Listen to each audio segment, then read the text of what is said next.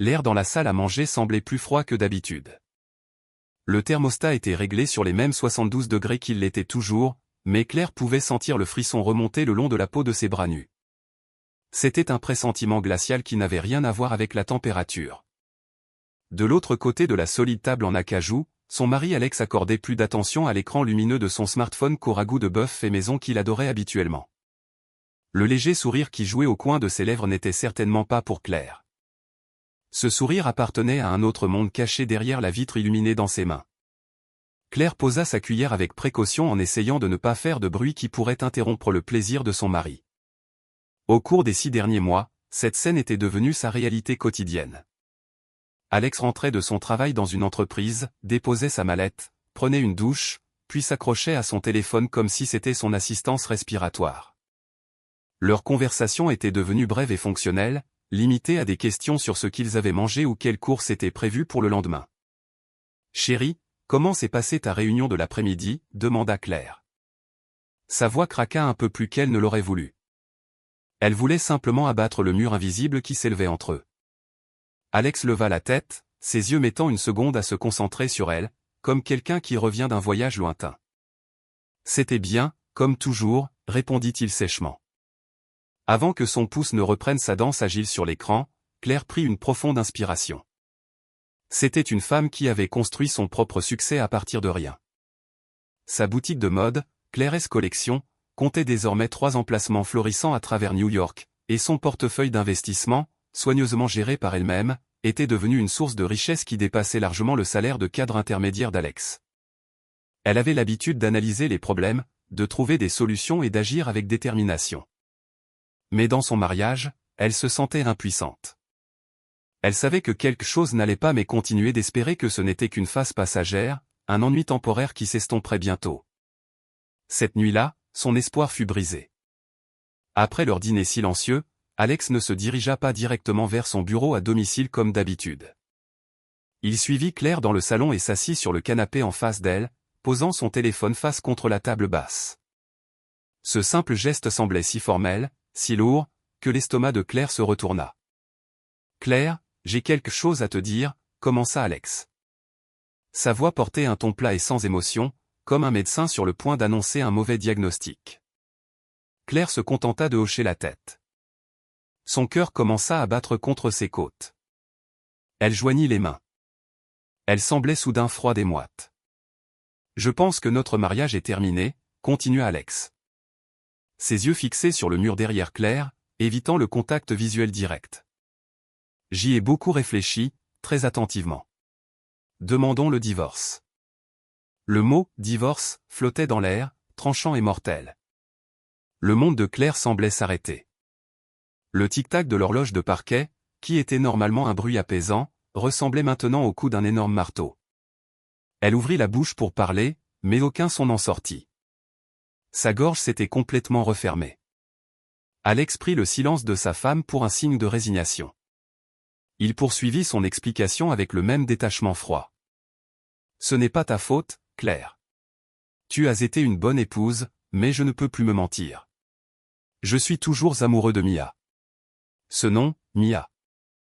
L'ex-petite amie avec laquelle Alex avait rompu 8 ans plus tôt, bien avant de rencontrer Claire. Le nom qu'il laissait parfois tomber dans des histoires nostalgiques.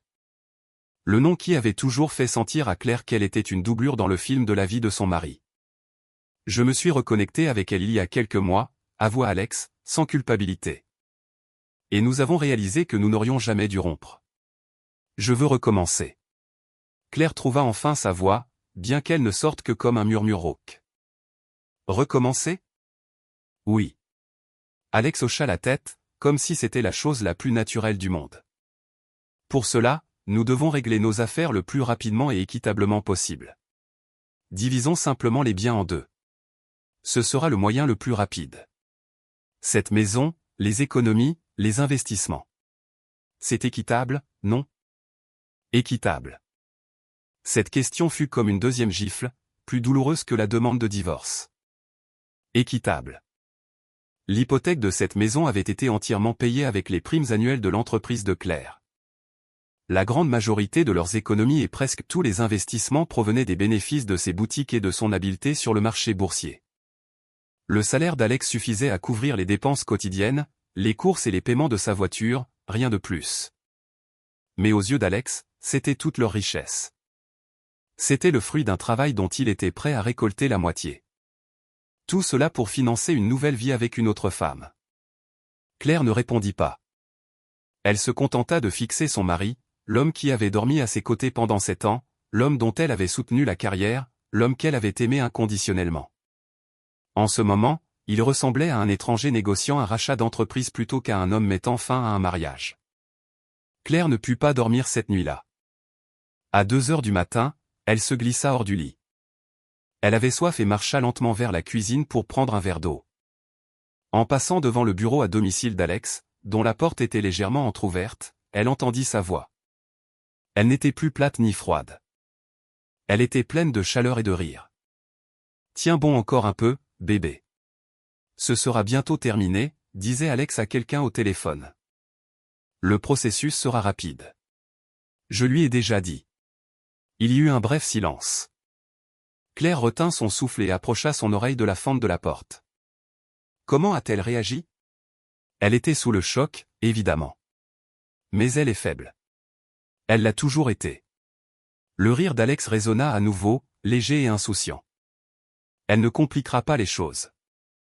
Claire est trop obsédée par moi. Elle signera tous les papiers que je mettrai devant elle. Ne t'inquiète pas, mon amour. Tous ces biens, nos biens, seront le capital de départ pour notre nouvelle vie. Tu pourras quitter ton travail et nous voyagerons dans le monde entier comme nous en avons toujours rêvé. Nos biens, notre nouveau palais. Nos biens, notre nouveau palais. Ces mots frappèrent Claire comme un éclair. La douleur brûlante dans sa poitrine se transforma instantanément en un froid glacial. Les larmes qui menaçaient de couler semblèrent se tarir en une fraction de seconde. Elle s'éloigna lentement de la porte. Ses mains étaient serrées si fort que ses jointures devinrent blanches. Elle retourna dans la chambre principale mais ne se recoucha pas. Elle se tint devant le miroir en pied dans le coin de la pièce en observant son reflet. Une femme aux yeux gonflés et au visage pâle. Une femme qui venait d'être traitée de faible. Une femme considérée comme une idiote.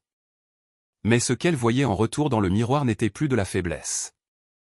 Ce qu'elle voyait était l'étincelle d'une flamme qui venait de s'allumer, une flamme froide, hautement concentrée et mortelle. Son chagrin s'était métamorphosé en quelque chose d'autre, quelque chose d'incassable, la détermination. Alex avait complètement tort. Cette guerre serait en effet rapide, mais pas de la manière qu'il imaginait. Claire ne compliquerait pas les choses au tribunal parce qu'il n'y aurait absolument plus rien pour lui à contester au moment où ils y arriveraient. Elle reprendrait chaque dollar, chaque action, chaque brique qu'elle avait construite avec sa sueur et ses larmes. Dans le silence de cette nuit new-yorkaise, Claire se fit un serment à elle-même. Alex pouvait emporter son passé avec lui, mais elle allait récupérer tout son avenir. Le lendemain matin, le soleil se leva sur la ville comme d'habitude, mais le monde de Claire avait fondamentalement changé. Quand elle descendit pour le petit déjeuner, Alex était déjà assis à l'îlot de cuisine en sirotant un café et en faisant défiler les nouvelles sur son iPad. Il leva les yeux quand Claire entra, une lueur de surprise traversant son visage. Claire ne ressemblait pas à une femme dont le monde venait de s'effondrer. Elle était douchée, portant un impeccable chemisier en soie bleu marine, ses cheveux tirés en un chignon élégant et lisse. Il n'y avait aucune trace de larmes sur son visage, seulement un calme presque surnaturel. « Bonjour », salua Claire. Sa voix était ferme et égale. Elle prit une tranche de pain au levain et étala calmement de la confiture dessus, ses mouvements sans hâte. « Bonjour », répondit Alex, mal à l'aise. Il l'observait, essayant de lire son expression. « Tu vas bien ?»« Je vais bien », répondit Claire, regardant Alex droit dans les yeux sans cligner. « J'ai réfléchi à ce que tu as dit hier soir, et tu as raison. Inutile de s'accrocher à quelque chose qui est déjà brisé. Finissons à l'amiable. » Alex laissa échapper un soupir visible de soulagement. Un léger rictus toucha ses lèvres. Exactement comme il l'avait prédit à Mia, Claire était soumise et ne causerait aucun drame. « Je suis content que tu puisses voir cela de manière si mature, Claire. Cela me retire un poids des épaules. » « Bien sûr. Bien sûr. Prends tout le temps dont tu as besoin, » dit Alex d'un ton magnanime, se sentant comme l'homme le plus sage du monde. Il termina son café, prit sa mallette et sortit par la porte avec un ressort dans la démarche, convaincu que le plus grand obstacle avait été franchi sans effort. Au moment où le son de la BMW d'Alex s'estompa dans la rue de banlieue, le masque de tranquillité de Claire disparut. Elle ne pleura pas, mais sa mâchoire se serra et ses yeux se durcirent avec une résolution froide. Au lieu de retourner au lit pour pleurer, elle marcha d'un pas décidé vers son bureau à domicile. Cette pièce était son centre de commandement, l'endroit où son entreprise était née et avait grandi. Aujourd'hui, elle servirait de quartier général pour l'opération la plus critique de sa vie. Elle verrouilla la porte, ce qu'elle faisait rarement. Puis, elle ouvrit le tableau qui cachait son coffre-fort mural. À l'intérieur se trouvaient non seulement ses bijoux, mais une épaisse pile de documents originaux. Elle les étala sur son bureau en chêne blanc. L'acte de propriété de la maison, les papiers de l'appartement en coopérative qu'elle avait hérité de ses parents, les baux commerciaux pour ses boutiques, les relevés de comptes de courtage, le document de formation de la LLC pour Claire S Collection. Et les rapports financiers des 5 dernières années. Elle démarra son ordinateur portable et ouvrit une nouvelle feuille de calcul, cataloguant systématiquement chaque bien qu'il possédait. Elle les divisa en 3 colonnes. Première colonne, uniquement à moi. Celle-ci contenait les biens qu'elle possédait avant le mariage, comme l'appartement en coopérative hérité sur l'Upper West Side, et les pièces d'or que son grand-père lui avait laissées. Ceux-ci lui appartenaient légalement, mais elle savait que les avocats sournois d'Alex pourraient essayer de les bloquer au tribunal quand même. Deuxième colonne, fruit de mon travail. C'était la liste la plus longue. La maison dans laquelle il vivait, l'hypothèque payée via ses primes d'entreprise. Le chalet de luxe dans la vallée de l'Hudson, acheté sous la LLC Claire S Collection, les 3 emplacements de boutiques et leur inventaire, les portefeuilles d'actions et de fonds communs de placement, maintenant évalués à des centaines de milliers de dollars. Tous générés par les bénéfices de son entreprise. Troisième colonne, bien commun. Claire faillit laisser échapper un rire sombre en regardant celle-ci. Il n'y avait qu'un seul élément, un compte chèque joint dont le solde fluctuait en fonction des dépenses mensuelles de vie, plus 2 voitures.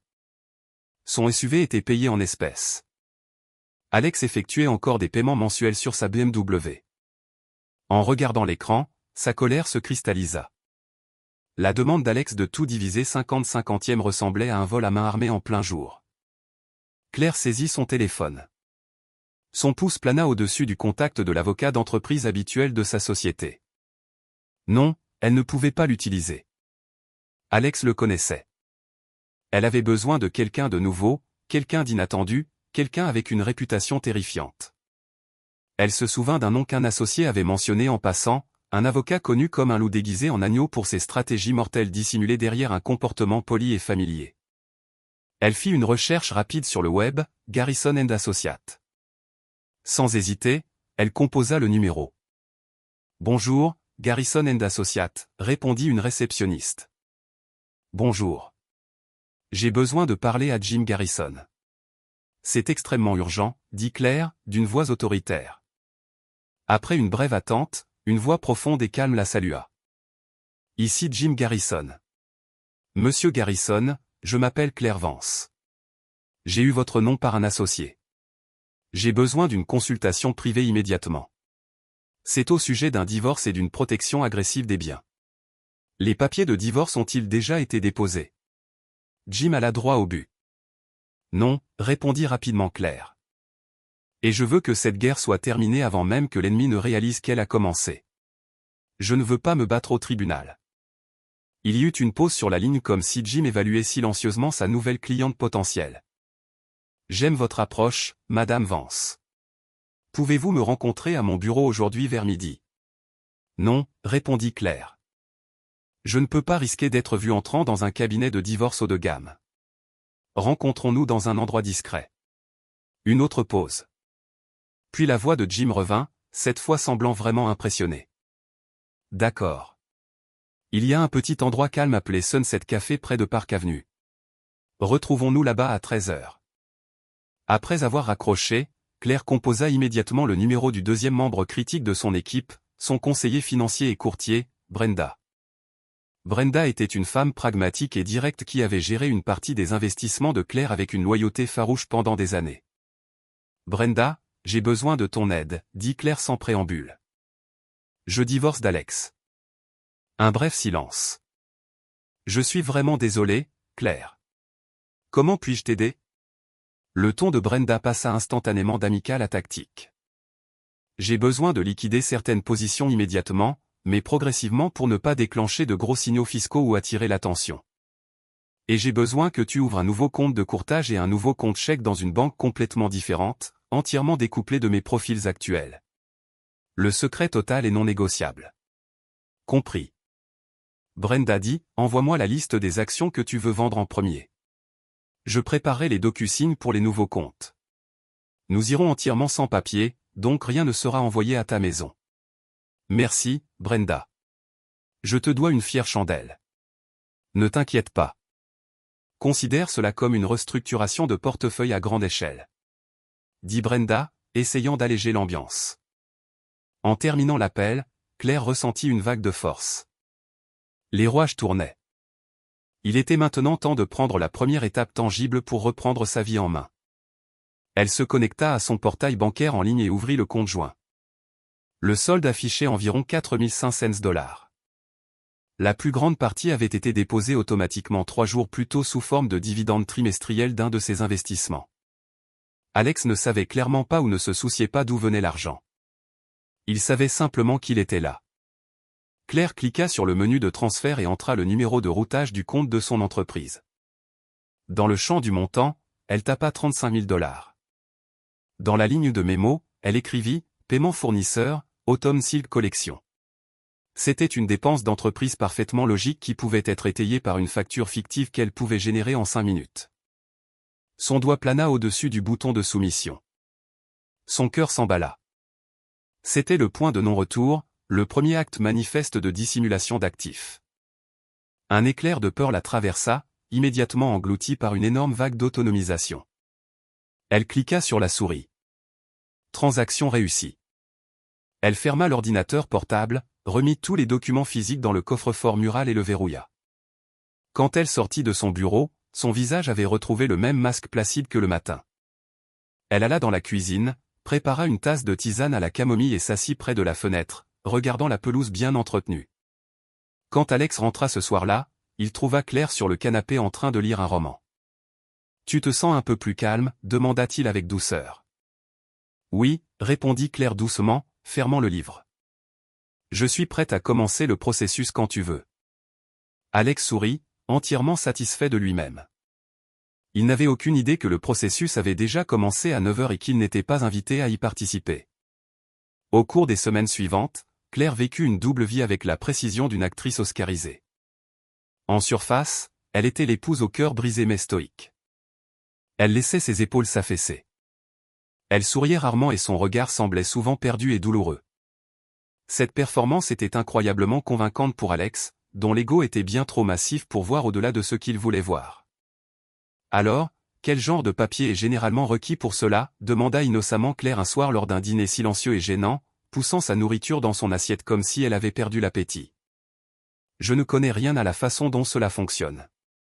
Alex, se sentant supérieur et entièrement en contrôle, expliqua avec une fausse patience. Ce n'est pas compliqué. Mon avocat rédige tout. Les principales choses dont nous avons besoin sont nos numéros de sécurité sociale, le certificat de mariage et nos déclarations d'impôts jointes. Puis il y aura un accord de règlement. Tu n'as qu'à signer. Plus tu coopéreras, plus ce sera rapide. Et nous pourrons tous les deux passer à autre chose. Passer à autre chose. Claire répéta la phrase dans un murmure doux et douloureux, comme pour elle-même. À l'intérieur, elle ricanait. Bien sûr qu'Alex voulait que ce soit rapide. Plus ce serait rapide, moins Claire aurait de temps pour consulter un avocat ou trouver un moyen de ruiner ses plans. Je veux juste que ce soit terminé pacifiquement, ajouta Claire, laissant quelques larmes calculées s'accumuler dans ses yeux. Bien sûr que nous ne nous battrons pas, Alex tendit la main et tapota le dos de la main de Claire, un geste de réconfort qui semblait violemment insultant. Je m'assurerai que tout se passe en douceur. Derrière ce masque de soumission, Claire avançait silencieusement, rapidement et efficacement. La rencontre avec Jim Garrison au Sunset Café avait été le tournant stratégique. Jim, un homme d'une 50aine d'années avec une vibe paternelle et des lunettes à monture métallique, ne ressemblait pas du tout à un loup. Il parla doucement et écouta toute l'histoire de Claire sans l'interrompre. La situation est assez claire, Madame Vance, dit Jim une fois qu'elle eut terminé. L'élément clé ici est le temps. Jusqu'à ce que la requête de divorce soit officiellement déposée au tribunal et signifiée, les biens à votre nom sont légalement les vôtres à gérer, y compris les vendre ou les transférer. Nous ne faisons rien d'illégal. Nous restructurons simplement la propriété de votre portefeuille personnel. Sa stratégie était simple mais brillante. La première phase ciblait les actifs les plus liquides qui avaient le moins de lien direct avec Alex, les investissements. Le lendemain, Claire conduisait vers une de ses boutiques de Manhattan. Via le Bluetooth de la voiture, elle était au téléphone avec Brenda. Sa voix était tranchante et professionnelle, contrastant avec l'adrénaline qui battait dans sa poitrine. Brenda, commençons par les actions technologiques. Vends 50% des actions Apex Tech, ordonna Claire. Compris. J'exécuterai les transactions progressivement sur les 3 prochains jours pour obtenir le meilleur prix moyen. L'argent sera viré directement sur le nouveau compte de courtage discret, confirma Brenda. Bien. Et les obligations municipales? Celles-ci sont plus faciles. Le règlement prend environ 2 jours ouvrables. Je peux initier la liquidation aujourd'hui si tu veux. Fais-le, dit Claire fermement. Alors qu'elle s'arrêtait à un feu rouge, une voiture de police du NIP s'arrêta dans la voie voisine. L'agent à l'intérieur jeta un coup d'œil dans sa direction. Le cœur de Claire fit un bond. Une pointe irrationnelle de panique la frappa. Elle se sentait comme une criminelle commettant un braquage, même si elle ne faisait techniquement que protéger ce qui lui appartenait de droit. Elle prit une profonde inspiration et se força à se détendre. Le feu passa au vert et elle continua, laissant la voiture de patrouille derrière elle. Ce moment fut un rappel brutal des risques qu'elle prenait et à quel point il était vital de garder son sang-froid. À la maison, elle devait être hyper vigilante. Alex était de plus en plus distrait par ses plans secrets avec Mia, donc il ne prêtait pas attention aux détails, mais il y eut des appels proches qui laissèrent Claire à bout de souffle. Un soir, Alex rentra tôt et trouva une pile de courriers sur la console de l'entrée. Il commença à le feuilleter. « Claire, ton relevé Amex n'est pas arrivé ce mois-ci » demanda-t-il nonchalamment en ouvrant son propre relevé de carte de crédit. Le cœur de Claire s'arrêta. Elle avait changé tous ses comptes financiers en facturation sans papier 1 mois plus tôt. « Oh, oui » répondit-elle depuis la cuisine en lui apportant un verre d'eau pétillante. « J'ai tout changé en facturation par email. C'est plus simple et nous économisons du papier. » « Ah, compris » marmonna Alex, son intérêt pivotant déjà vers ses propres dépenses. À une autre occasion, Alex demanda, « Je me suis connecté au compte joint et le solde est assez bas. Que as-tu dépensé ?» Claire avait sa réponse prête. « J'ai dû verser un gros acompte pour la soie indienne importée pour la nouvelle collection de mariés. Je l'ai transféré comme une dépense d'entreprise, donc cela ne comptera pas dans notre division d'actifs personnels de toute façon. Ne t'inquiète pas. » Elle sortit son téléphone et lui montra un email de confirmation de fournisseur fabriqué qu'elle avait créé. Parce que son explication touchait à des opérations commerciales logiques, elle semblait entièrement plausible. Alex, qui ne comprenait absolument rien à la logistique de l'industrie de la mode, se contenta de hocher la tête et laissa tomber. Chaque mensonge réussi, chaque transaction secrète qui passait sans accroc, lui injectait plus de confiance. Elle devint experte dans l'effacement de ses traces. Elle utilisait un VPN chaque fois qu'elle accédait à ses comptes cachés. Elle communiquait avec Jim et Brenda exclusivement via des applications de messagerie cryptée. Elle était devenue un fantôme à l'intérieur de son propre écosystème financier. Tard un soir, Claire était assise dans son bureau longtemps après qu'Alex soit allé dormir. Sur l'écran de son ordinateur portable se trouvait une feuille de calcul intitulée Projet Indépendance. Elle suivait chaque actif qu'elle avait réussi à sécuriser. Elle venait de recevoir la confirmation de Brenda que les produits de la liquidation des actions technologiques s'étaient bien installés sur le compte bancaire caché. Avec une satisfaction froide, elle déplaça le curseur vers la ligne étiquetée Action Apex Tech et tapa « Terminé » dans la colonne Statut.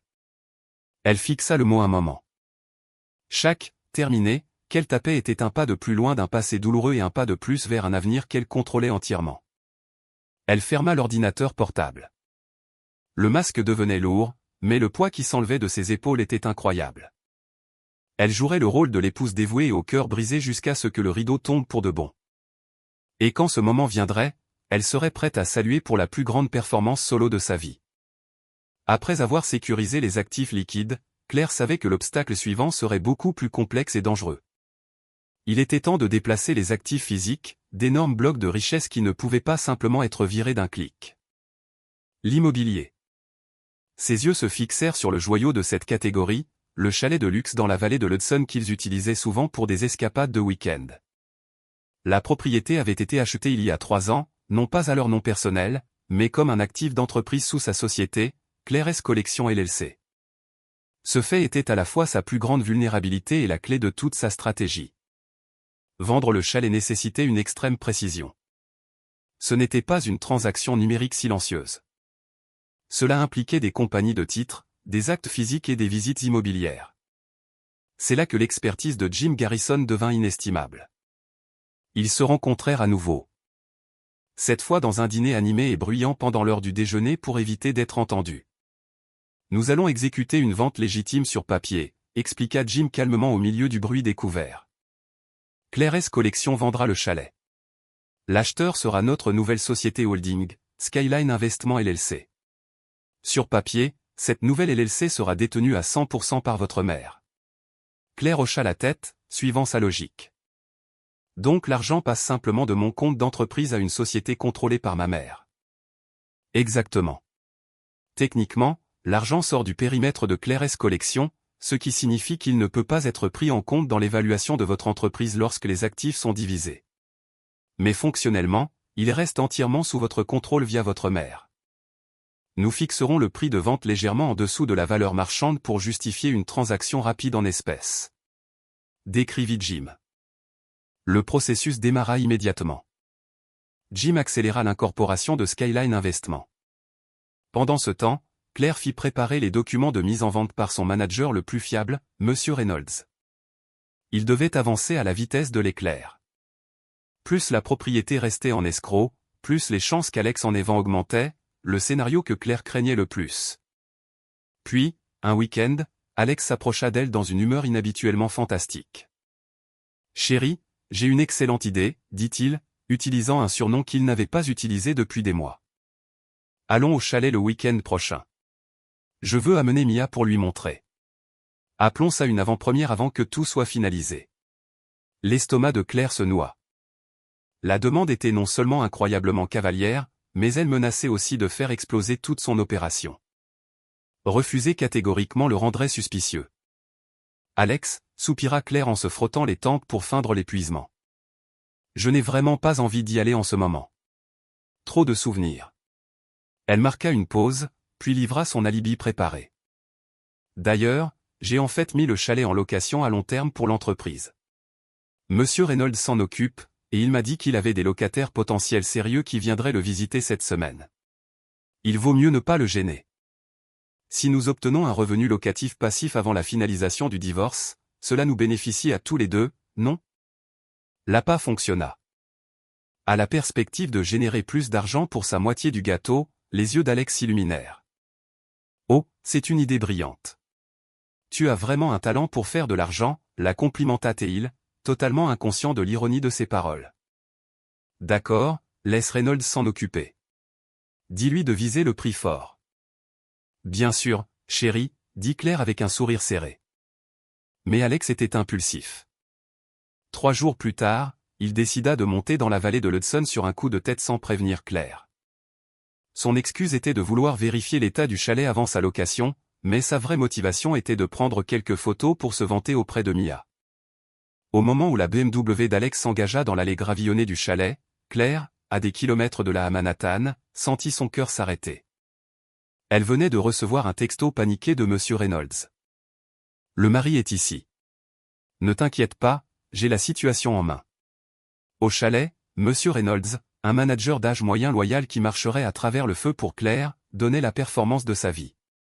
Par pure chance, il était actuellement sur la propriété avec un jeune couple, sa propre nièce et son neveu, qui faisaient semblant d'être les locataires potentiels. « Bon après-midi, monsieur », salua poliment M. Reynolds alors qu'Alex entrait d'un pas arrogant par la porte d'entrée. Reynolds se présenta en douceur comme l'agent de location associé plutôt que comme le simple manager de détail de Claire. « Je suis le propriétaire de cette maison », annonça Alex avec arrogance en regardant autour du salon voûté. « Ah, je comprends. Votre femme a mentionné que la propriété était mise en location. C'est exact. Assurez-vous d'obtenir un bon tarif, dit Alex. Oui, monsieur. Je la montre actuellement à ce charmant couple qui déménage d'Allemagne, mentit Reynolds sans effort en faisant un geste vers sa nièce et son neveu, qui firent des signes polis. Alex était ravi. Il se promena dans le chalet, s'imaginant avec Mia se prélassant près de la cheminée en pierre. Il prit même Reynolds à part pour lui donner des ordres directs. Assurez-vous de faire des vérifications d'antécédents complètes. C'est une propriété haut de gamme, et copiez-moi sur le bail final. Je dois être dans la boucle. Compris. Entendu, monsieur. Je rends compte directement à Madame Claire Vance, la PDG de la LLC qui possède la propriété, et je suis sûr qu'elle vous transmettra tous les documents pertinents, répondit Reynolds diplomatiquement. Rappelant subtilement à Alex qui détenait réellement l'acte. Alex fronça légèrement les sourcils face à la distinction d'entreprise, mais balaya cela. Après avoir pris quelques photos du ponton, il partit. Dès que la voiture d'Alex disparut sur la route de montagne, Reynolds appela Claire. C'était un appel serré, madame, expira Reynolds, sa voix tremblant légèrement. Merci, monsieur Reynolds. Vous n'avez aucune idée de ce que votre aide signifie pour moi, répondit Claire, sa main tremblant contre son téléphone. Le quasi-désastre agit comme un catalyseur. 2 jours plus tard, le transfert de titres entre Claire's Collection et Skyline Investment fut signé et notarié par les gens de Jim Garrison. Des centaines de milliers de dollars de la vente furent virés le même après-midi. L'argent était en sécurité, verrouillé dans un compte d'entreprise qu'Alex ne pouvait pas toucher. Cette nuit-là, Claire regarda fixement par la fenêtre de son penthouse. Elle avait réussi à défendre une autre forteresse, mais la victoire avait un goût de cendre. Elle démontait systématiquement son propre empire brique par brique juste pour le sauver des mains de l'homme qui était censé être son partenaire. Chaque pas en avant dans son plan ressemblait à un pas loin de la belle vie qu'elle pensait qu'il construisait. Mais elle savait qu'il n'y avait pas de retour en arrière. Elle devait continuer à défaire le fil de leur richesse jusqu'à ce qu'il ne reste plus un seul fil attaché à la cupidité d'Alex. Avec le chalet sécurisé, Claire affronta son obstacle final, le plus massif, protéger le joyau de son empire, Claire's Collection. L'entreprise n'était pas seulement un actif financier. C'était l'œuvre de sa vie, née d'un travail incessant, de créativité et de sacrifice. Laisser Alex partir avec la moitié de ses parts équivalait à lui remettre la moitié de son âme. Vendre l'entreprise n'était pas une option. La stratégie qu'elle formula avec Jim était élégante et profondément complexe. Il restructurerait le tableau des capitaux propres basé sur une obligation de dette légalement conçue. Le génie du plan était qu'il était ancré dans un fait très réel. Il y a 7 ans, quand Claire ouvrit sa toute première boutique, sa mère lui avait donné un peu d'argent de départ. Ce n'était pas une fortune massive, mais c'était suffisant pour couvrir le premier bail commercial et l'inventaire initial. À l'époque, l'argent était un cadeau. Il n'y avait jamais eu de contrat de remboursement. Maintenant, ce cadeau allait être rétroactivement classé comme un prêt d'entreprise convertible. Jim rédigea méticuleusement une reconnaissance de dette antidatée de 7 ans. Le document stipulait que la mère de Claire avait fourni le capital comme un prêt, et si le principal n'était pas remboursé en espèces dans les 7 ans, la dette se convertirait automatiquement en une participation de 75% dans la LLC Claire's Collection. Les papiers étaient impeccables, vieillis et formatés pour paraître entièrement authentiques. Cela opère dans une zone très grise, Madame Vance, avertit Jim sur une ligne sécurisée, mais légalement, il est incroyablement difficile pour l'avocat adverse de le contester. Il y a une preuve bancaire documentée du virement initial de votre mère il y a 7 ans. Nous argumenterons que c'était le décaissement du prêt. Si cela va au tribunal, c'est la parole de votre mère contre celle de votre mari. Et dans les litiges familiaux d'entreprise, les juges s'appuient fortement sur les contrats écrits exécutés. Claire accepta. Elle préférait lancer les dés dans la zone grise plutôt que de servir l'œuvre de sa vie à Alex sur un plateau d'argent. L'étape suivante nécessita M. Reynolds. Un après-midi, Claire l'appela dans son bureau privé à la boutique phare. Elle verrouilla la porte et versa une tasse de café pour l'homme qui était avec elle depuis que l'entreprise n'était qu'un seul petit magasin exigu. « Monsieur Reynolds, commença Claire, sérieusement, je divorce de mon mari. » Reynolds eut l'air inquiet, mais pas surpris. En travaillant étroitement avec Claire, il avait senti la tension conjugale depuis des mois. « Je suis vraiment désolé d'entendre cela, madame. Quoi que vous décidiez de faire, vous avez mon soutien total. Merci. C'est pourquoi j'ai besoin de votre aide, dit Claire. Alex croit qu'il a droit à la moitié de cette entreprise. Je ne laisserai pas cela arriver. Ce n'est pas seulement pour moi, monsieur Reynolds. C'est pour protéger votre emploi et les moyens de subsistance de chaque employé ici. Elle exposa le plan pour déclencher la conversion dette en capital vers sa mère. Elle ne précisa pas explicitement que le contrat venait d'être rédigé. Elle le présenta comme une ancienne obligation qu'elle était finalement forcée d'honorer. La loyauté de Reynolds ne vacilla pas. Compris, patronne.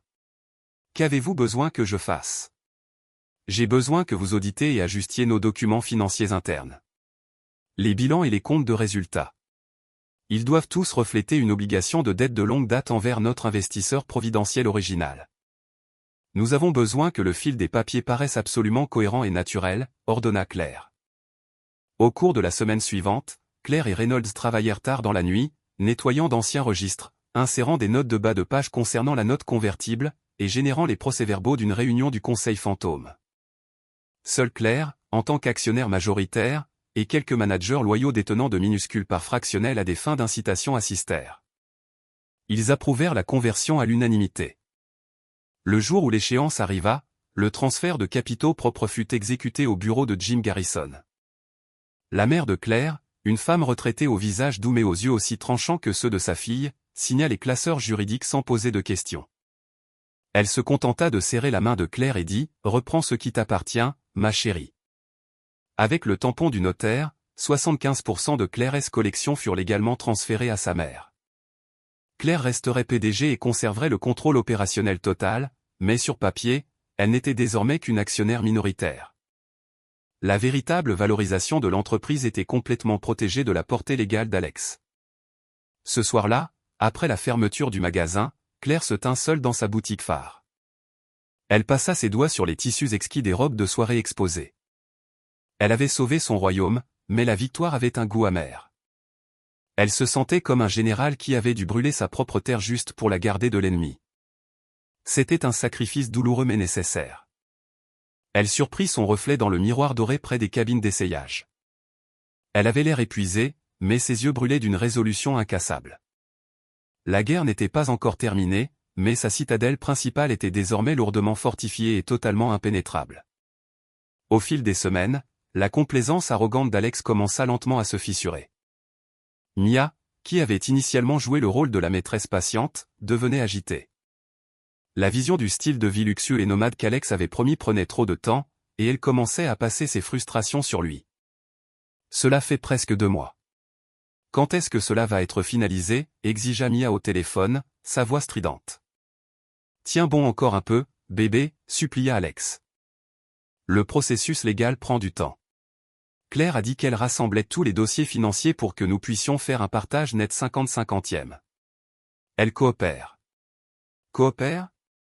Mia laissa échapper un rire dur et sarcastique. Est-ce qu'elle l'organise ou est-ce qu'elle le cache? Tu es trop mou, Alex. Tu dois prendre le contrôle. Vérifie les comptes de courtage.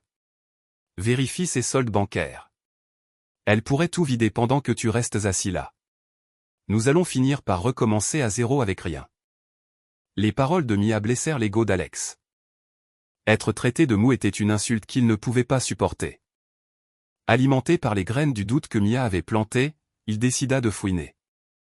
Ne voulant pas paraître paranoïaque devant Claire, il attendit qu'elle soit sous la douche ce soir-là. Il se glissa dans son bureau à domicile, démarra son ordinateur portable et essaya de se connecter à leur portail d'investissement Vanguard joint, un compte qu'il n'avait pas consulté depuis des mois.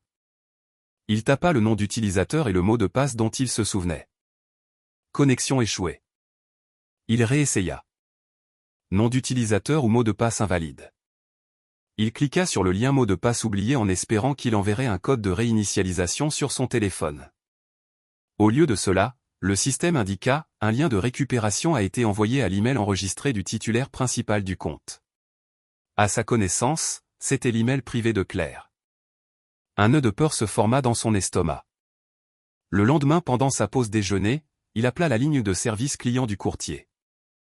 Après un processus fastidieux de vérification d'identité, il obtint enfin un représentant au téléphone. Je ne peux pas accéder à mon compte, se plaignit Alex. Laissez-moi vérifier cela pour vous, monsieur, dit le représentant. Après un moment de clavier, le représentant revint. Selon nos registres, le mot de passe de ce compte a été changé il y a 2 semaines par le titulaire principal, Madame Claire Vance. Le cœur d'Alex martela contre ses côtes. Changé? Pourquoi? Je n'ai pas accès à cette information, monsieur. En tant que titulaire secondaire du compte, vous n'êtes pas autorisé à initier une réinitialisation de mot de passe. Vous devrez contacter le titulaire principal du compte. Alex raccrocha, furieux et terrifié. Ce soir-là, il rassembla le courage de confronter Claire. Il essaya de garder un ton décontracté, appuyé contre le comptoir de la cuisine. Et, Claire. J'ai essayé de me connecter à notre compte Vanguard plus tôt aujourd'hui juste pour regarder les soldes, mais je n'ai pas pu entrer. On dirait que le mot de passe a été changé. Claire, qui lisait sur le canapé, leva les yeux. Son expression était complètement vide. Elle attendait exactement cette question. Oh, ça, dit-elle avec désinvolture. Mon conseiller financier s'en est occupé. Puisque nous traversons un divorce, elle a conseillé de placer un gel temporaire sur le portail pour garantir qu'aucun de nous ne fasse de transactions non autorisées avant que le juge ne signe. Elle a dit que c'est une procédure standard pour protéger les actifs et garder tout équitable et transparent. L'explication était à toute épreuve. Claire arma délibérément les mots équitable, transparent et protégé, exactement le vocabulaire qu'Alex avait utilisé pour l'apaiser quand il avait d'abord demandé le divorce. Le raisonnement semblait hautement professionnel, entièrement logique, et présenté comme s'il protégeait les intérêts d'Alex autant que les siens. Les soupçons d'Alex reculèrent légèrement, mais ne disparurent pas. Conseiller financier? Depuis quand as-tu un conseiller financier? Depuis que tu as demandé le divorce, répondit Claire platement, retournant les yeux vers son livre. Je ne connais rien aux lois financières du divorce. J'avais besoin de conseils professionnels pour ne pas commettre d'erreurs qui pourraient nous nuire à l'un ou à l'autre. Cela fit taire Alex. L'idée que sa femme faible et illettrée financièrement avait cherché de l'aide professionnelle lui semblait parfaitement logique. Mais la graine du doute restait. Il commença à remarquer les petites choses. Claire mettait brusquement fin aux appels téléphoniques quand il entrait dans la pièce. Elle ne laissait plus jamais son ordinateur portable sans surveillance. Elle semblait sortir de la maison plus fréquemment, prétendant rencontrer des fournisseurs ou vérifier les boutiques. Quand elle rentrait, elle avait l'air épuisée mais incroyablement concentrée. Ce n'était pas une dépression passive. C'était une manœuvre active et calculée. Une nuit, Alex se réveilla et trouva le côté du lit de Claire vide. Il traversa la maison et la trouva assise sur la terrasse arrière, regardant dans la nuit suburbaine sombre. Elle ne pleurait pas. Elle était juste assise là, sa colonne vertébrale rigide, entourée d'une aura de force intimidante qui l'effrayait vraiment. « Tu ne peux pas dormir ?» demanda-t-il depuis l'encadrement de la porte. Claire tourna la tête. Ses yeux captèrent le clair de lune pâle. Juste un peu d'air frais. J'ai beaucoup en tête. Alex retourna se coucher seul, son anxiété augmentant. Les plaintes stridentes de Mia résonnaient dans ses oreilles, se mélangeant à l'image d'une Claire nouvellement mystérieuse et indéchiffrable. Pour la première fois, il sentit une fissure dans son plan parfait. Le défaut dans sa conception était Claire elle-même. Il essaya de balayer ce sentiment comme de la paranoïa, mais au fond, il savait que le calme avant la tempête était terminé. Des nuages sombres s'amassaient. Le temps pressait. Chaque jour qui passait poussait Claire plus près de la ligne d'arrivée qu'elle s'était fixée. Alex parlait à ses avocats quotidiennement maintenant pour finaliser les papiers. Claire savait qu'elle avait peut-être quelques jours ou une semaine au plus avant que la requête de divorce ne soit officiellement déposée à la Cour suprême de New York, moment auquel une ordonnance de restriction automatique gèlerait tous les actifs matrimoniaux. Elle devait exécuter la manœuvre finale. La dernière cible était le compte chèque joint, leur fonds de fonctionnement ménager. Comparé aux centaines de milliers qu'elle avait déjà protégés en actions et en immobilier, le solde ici était relativement petit. Mais pour Claire, le vider était profondément symbolique. C'était la section de la dernière artère financière la reliant à Alex. Elle attendit après minuit. Les ronflements rythmiques d'Alex depuis la chambre principale signalèrent le feu vert. Elle se glissa dans le bureau, démarra l'ordinateur portable et se connecta à la banque. Le solde joint affichait $40 000.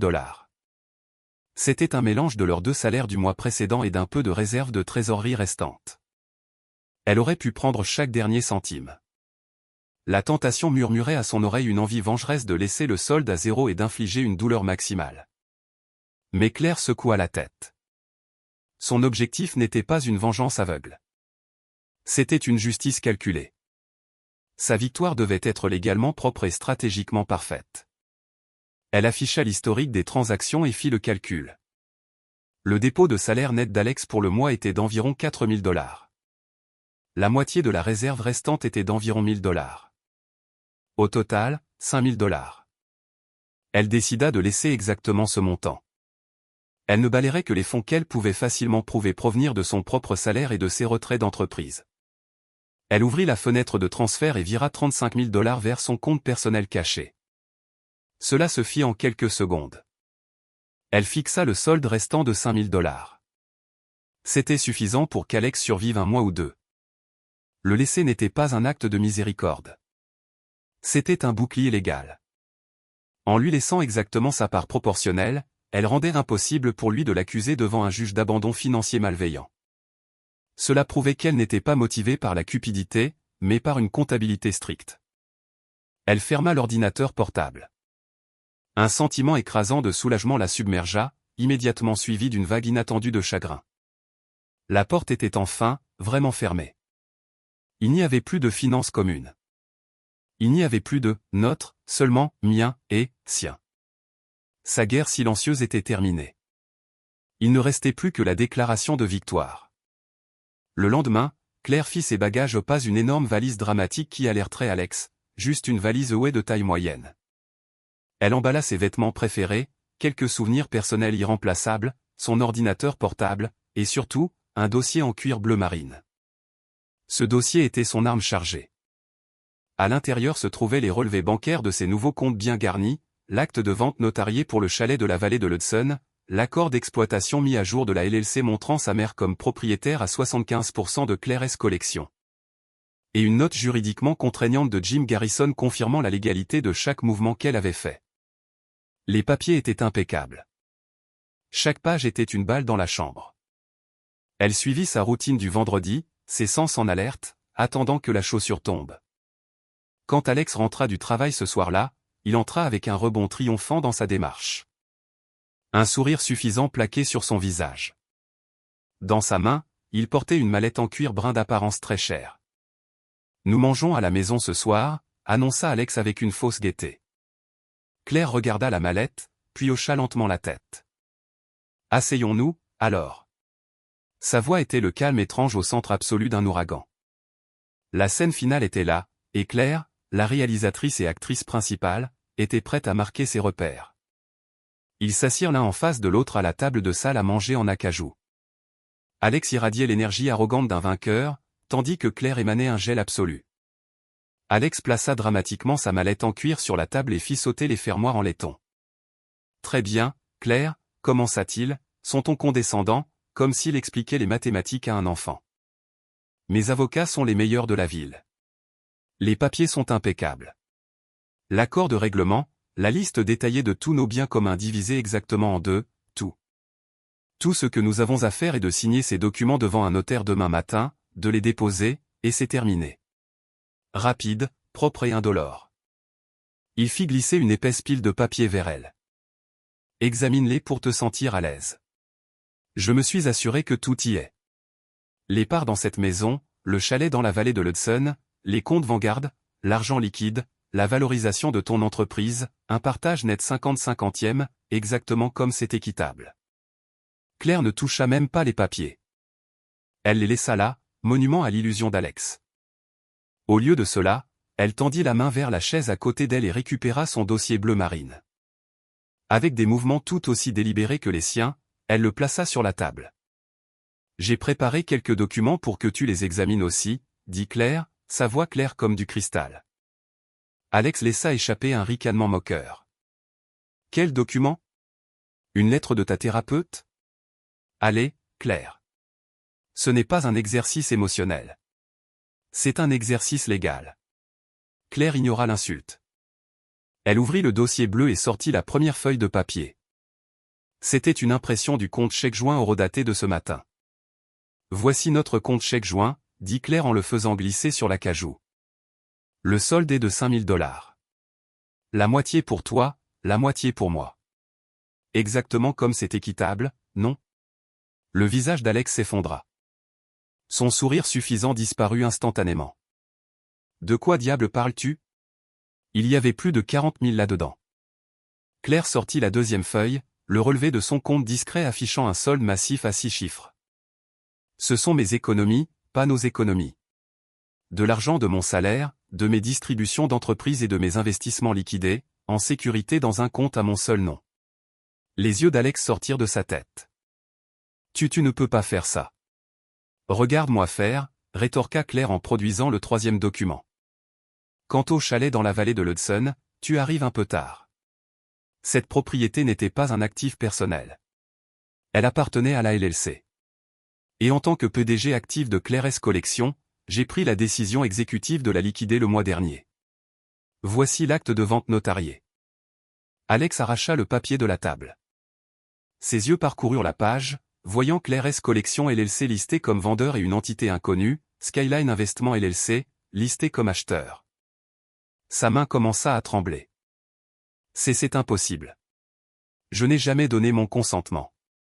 Ton consentement n'était pas requis. C'était une transaction d'entreprise, expliqua Claire avec une patience mortelle. Les produits en espèces sont allés directement sur le compte d'entreprise. De l'argent qui, naturellement, ne peut pas être découpé comme propriété matrimoniale personnelle. Alex hyperventilait.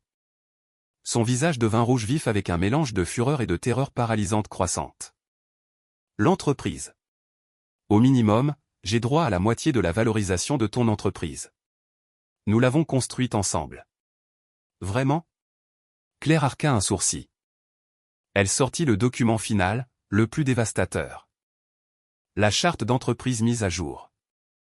Selon ce transfert de capitaux propres notariés, je suis désormais une actionnaire minoritaire dans ma propre entreprise. 75% des capitaux propres appartiennent à ma mère, déclenchés par un défaut sur le prêt de capital de départ qu'elle m'a donné quand j'ai commencé l'entreprise. Une dette qui a commodément mûri juste autour du moment où tu as demandé le divorce. Drôle de timing, non?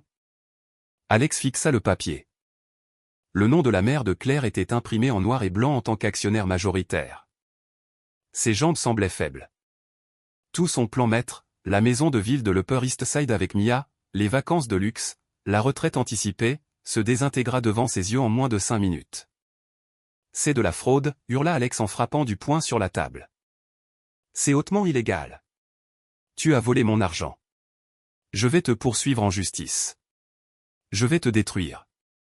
Pour la première fois de la soirée, Claire sourit. Ce n'était pas un sourire chaleureux.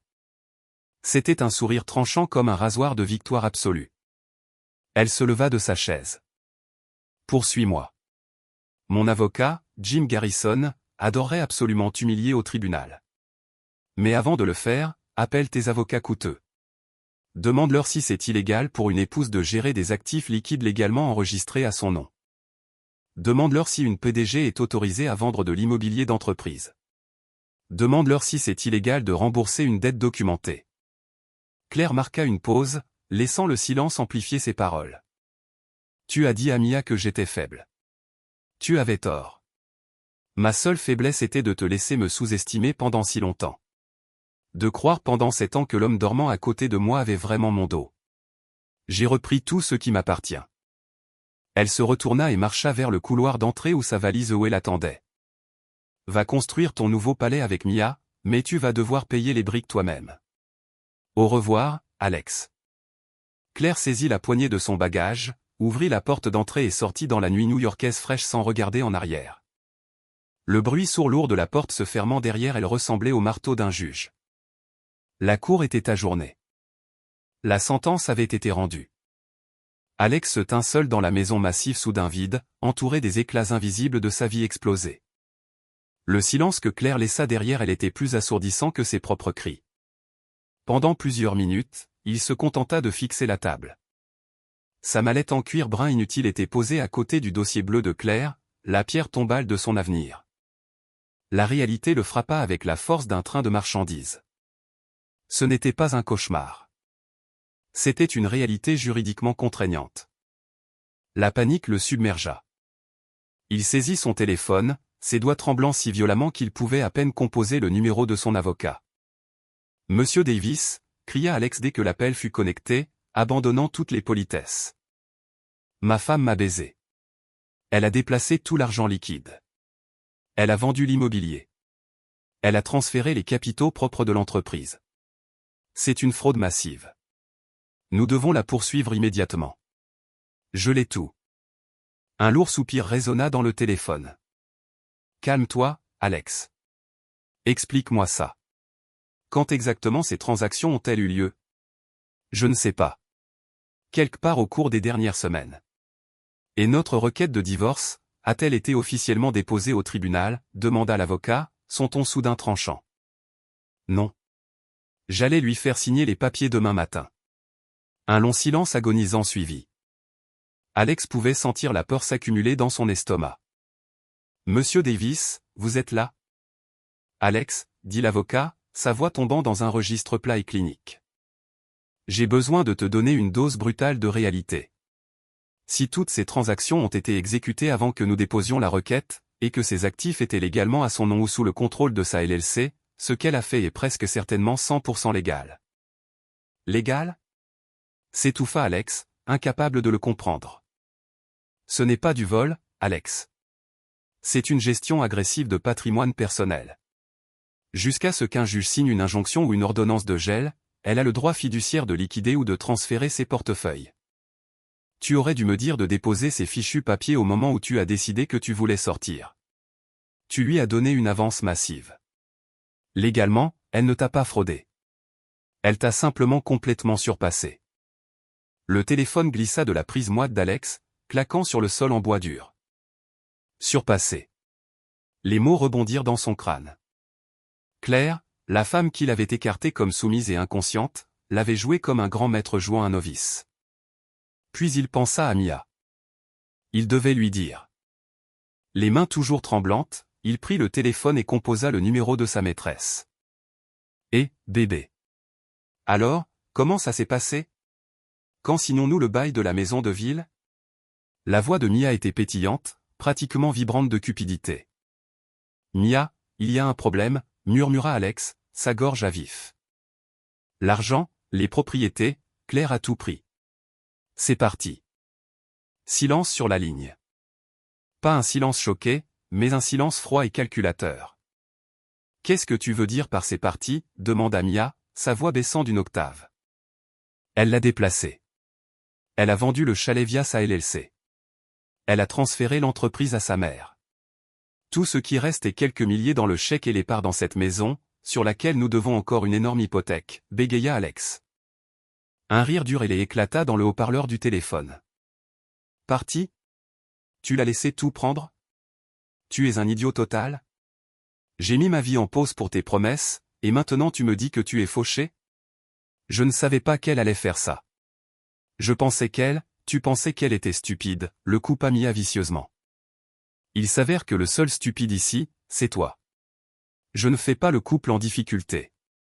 Je ne recommence pas à zéro avec un perdant. Perds mon numéro, Alex. Clic. Juste comme ça. Le véritable amour qui avait été sa justification pour faire exploser son mariage n'était rien d'autre qu'un parasite attaché à son compte bancaire. Maintenant, il était entièrement, complètement seul. La panique se transforma en désespoir total. Il devait joindre Claire. Il devait supplier. Il ouvrit ses textos et commença à envoyer des messages. Le premier texto était pure rage. Claire Vance, tu vas regretter ça. Je ne vais pas accepter ça sans rien faire. Pas de réponse. Le deuxième texto était une menace. Je vais dire à tout le monde à quel point tu es psycho. Je vais ruiner ta réputation et ton entreprise. Toujours rien. Le troisième texto tenta de négocier. D'accord. D'accord. J'ai merdé. Je suis désolé. Asseyons-nous et parlons comme des adultes. Je te donnerai les termes que tu veux. Silence. Finalement, son ego complètement brisé, il recourut à une supplique pathétique. Claire, s'il te plaît, ne me laisse pas avec rien. Je suis vraiment désolé. S'il te plaît, réponds-moi. Il fixa l'écran pendant 1 heure, priant pour que les 3 petits points de frappe apparaissent. Désespéré, il essaya d'envoyer un autre message, mais il passa immédiatement au vert. Message non délivré. Il essaya de l'appeler. Cela alla directement sur la messagerie vocale. Elle l'avait bloqué. Cette réalisation fut le coup fatal. Ce qui brisa Alex n'était pas les cris ni les insultes. C'était le silence absolu de Claire. Ce silence était sa condamnation à perpétuité. Il ne valait même plus une réponse. Alex s'effondra sur le canapé dans le salon sombre. La grande maison de banlieue, autrefois un monument à son succès perçu, ressemblait maintenant à un mausolée. Il était entouré de meubles coûteux et de souvenirs creux. Les débris de sa propre arrogance étaient éparpillés tout autour de lui, et il était le seul survivant piégé dans les ruines, englouti par un regret agonisant et retardé. 1 an passa. Le temps, qui avait autrefois semblé un ennemi agonisantement lent pendant ces semaines anxieuses, s'était avéré être un puissant allié pour la guérison. 1 an était suffisant pour regarder un monde brûler, et exactement suffisant pour en construire un tout nouveau à partir des cendres. Dans un superbe penthouse surplombant la skyline scintillante de Manhattan, Claire commença sa matinée. L'air vif soufflant depuis la terrasse portait l'énergie cinétique de la ville et l'odeur des nouveaux départs. Elle avait depuis longtemps déménagé de la maison de banlieue et de ses fantômes amers. Elle s'était relocalisée physiquement, mentalement et émotionnellement. Son esthétique avait aussi évolué. Ses cheveux étaient coupés en un bob moderne et tranchant qui encadrait son visage.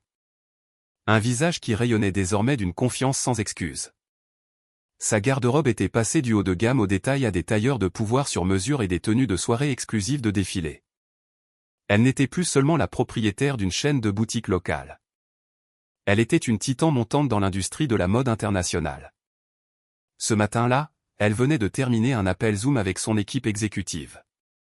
Claire S Collection, qu'elle avait formellement rachetée à sa mère en utilisant sa nouvelle richesse personnelle sécurisée, était au milieu d'une expansion globale massive. Ils finalisaient la logistique pour leur première boutique phare à l'étranger à Milan. Tout suit parfaitement, rapporta le PDG Vance M. Reynolds, son visage rayonnant à travers l'écran de l'ordinateur portable. Les partenaires logistiques sont verrouillés et l'équipe visuelle a validé la conception intérieure. Nous sommes exactement dans les temps. Excellent travail, Monsieur Reynolds, dit Claire, un sourire sincère illuminant son visage. Merci d'avoir poussé si fort sur cela. Je n'aurais pas pu le faire sans toi et l'équipe. En fermant l'ordinateur portable, Claire se dirigea vers sa machine à espresso élégante et tira un shot sombre et riche.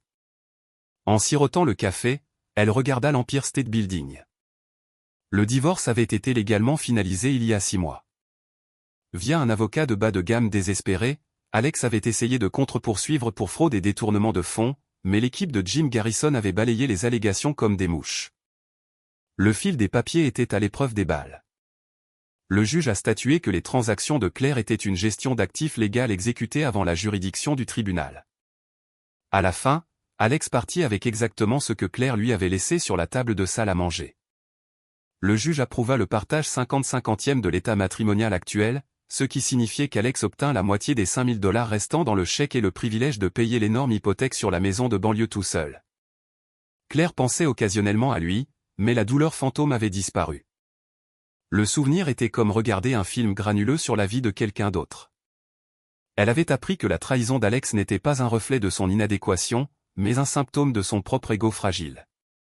Le traumatisme avait agi comme un engrais pour son ambition, la forçant à évoluer vers une version d'elle-même qu'elle n'avait jamais osé imaginer. Elle était en paix. Elle était entière, et surtout, elle était libre. De l'autre côté de la rivière, dans un appartement studio exigu et mal éclairé à Queens, Alex vivait sa nouvelle réalité. Il avait été forcé de vendre la maison de banlieue à perte parce qu'il ne pouvait pas se permettre l'hypothèque. Après avoir payé la banque et les frais d'agence, il partit avec des centimes. Il travaillait maintenant dans une start-up de logistique de niveau intermédiaire, gagnant une fraction de son ancien salaire. Ce soir-là, il était assis seul sur un canapé d'occasion, la seule lumière dans la pièce venant de la lueur dure de son smartphone. Il faisait défiler sans réfléchir les réseaux sociaux, une habitude toxique qui avait déclenché sa chute, et qui servait maintenant de torture quotidienne. Son pouce se figea sur un poste d'une grande publication d'affaires. C'était une photo du gala des Women in Enterprise Awards. Debout au centre de la scène, portant une robe bordeaux à couper le souffle, et tenant un trophée en cristal avec un sourire joyeux aveuglant, se trouvait Claire. Alex fixa la photo jusqu'à ce que ses yeux brûlent. La femme sur l'écran ressemblait à une étrangère, non seulement à cause des vêtements de créateur, mais à cause de l'ampleur pure du pouvoir et du bonheur qu'elle projetait. C'était une Claire qu'il n'avait jamais rencontrée. Ou, plus précisément, une Claire qu'il avait activement refusé de voir. À ce moment-là, la réalisation finale, la plus dévastatrice, lui coupa le souffle. Il réalisa que le plus grand trésor qu'il avait perdu n'était pas les comptes bancaires ni l'immobilier. Il avait jeté une partenaire qui possédait le brillant pour construire un empire, la résilience pour affronter un ouragan, et la loyauté farouche pour rester à ses côtés. Chaque trait qu'il avait écarté comme une faiblesse, sa patience, son intégrité, sa grâce tranquille avait en fait été le fondement de son immense force.